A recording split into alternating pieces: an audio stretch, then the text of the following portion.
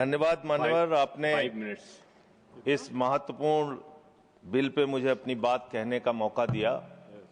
मैं इस बिल के विरोध में अपनी बात कहने के लिए खड़ा हुआ हूं और सरकार से मांग करता हूं कि इस बिल को सेलेक्ट कमेटी में भेजा जाए।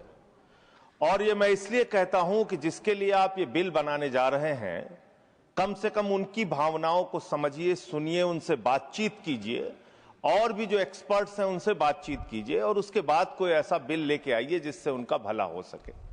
मान्यवर, 45 वर्षों के बाद इस सदन को गर्व होना चाहिए, इस सदन को गर्व होना चाहिए कि 45 वर्षों के बाद त्रुचि शिवाजी ने एक बिल प्रस्तुत किया था राज्यसभा में जो पास हुआ, उसका गर्व होना चाहिए आपको। लेकिन आपने उसको पलट दिया, जाके लोकसभा में पलट दिया। 2019 में एक बिल आपने पास किया और उसके बाद उसके परिवर्तन में फिर आप खड़े हो गए, अपने ही बिल के परिवर्तन में आप खड़े हो गए। मान्यवर, मैं एक घटना का उदाहरण आपको देना चाहता हूं। ये किस समाज के लोगों से आप दुश्मनी ले रहे हैं? भगवान श्री राम जब वनवास जा रहे थे मान्यवर, तो उन्होंने नर से कहा आप जाइए, नारी से भी कहा आप जाइए, किन्नर समाज के लोगों से नहीं कहा।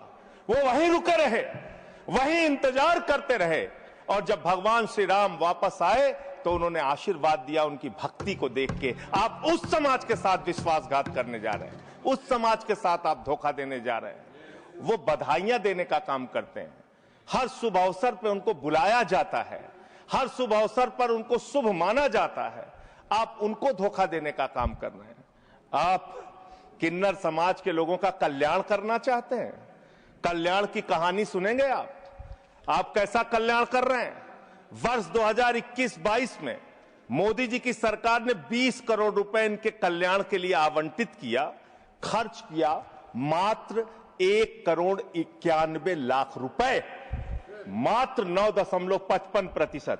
2022-23 में 30 करोड़ रुपए आपने आवंटित किया किन्नर समाज के कल्याण के लिए, खर्च किया मात्र आपने 12 लाख रुपए, 0.4%।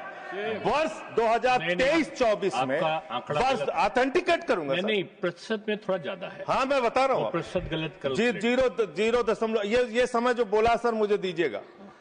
2023-24 में आपने आवंटित किया 52.91 करोड़ रुपए और आपने खर्च किया 6.59 करोड़ रुपए, 12.45% मात्र। वर्ष 2024-25 में आपने आवंटित किया 68 करोड़ 46 लाख रुपए और आपने खर्च किया 5 करोड़ 14 लाख रुपए, 7.5%। आपको शर्म आनी चाहिए। पूरे देश के किन्नर समाज के लोग आपके चेहरे पर कालिक लगाने का काम करेंगे। ये विश्वासघात कर रहे हैं आप, ये विश्वासघात कर रहे हैं आप उनके साथ। हर साल आपने उनके कल्याण के नाम पर जो बजट निर्धारित किया, उतना पैसा भी नहीं खर्च किया, उतना पैसा भी नहीं खर्च किया। और इस समाज से कैसे कैसे लोग निकल कर आए मान्यवर।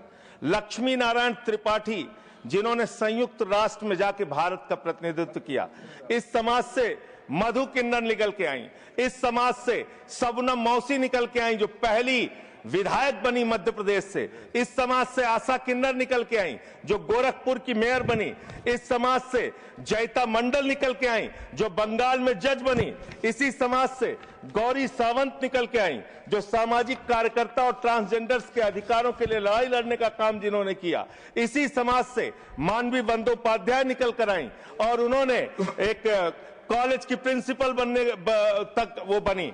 मान्यवर, आप किसी के तो सगे हो जाओ, किसी के तो सगे हो जाओ।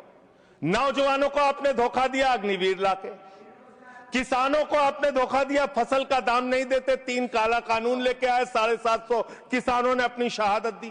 कोरोना में आपने पूरे देश को लाइन में खड़ा कर दिया, नोटबंदी में लाइन खड़ा कर दिया, गैस में लाइन खड़ा कर दिया। अब अपनी पहचान कराने के लिए एक ट्रांसजेंडर को लाइन में खड़ा होना पड़ेगा, अपमानित होना पड़ेगा, उसकी जांच की जाएगी, पड़ताल की जाएगी, उसकी बेइज्जती की जाएगी। मैं तो हैरान हूं, सत्ता पक्ष के लोग कह रहे हैं दारू पी के आ जाते हैं, सिगरेट पी के आ जाते हैं, ऐसा है वैसा है। आप नैतिकता के अलंबरदार हो गए।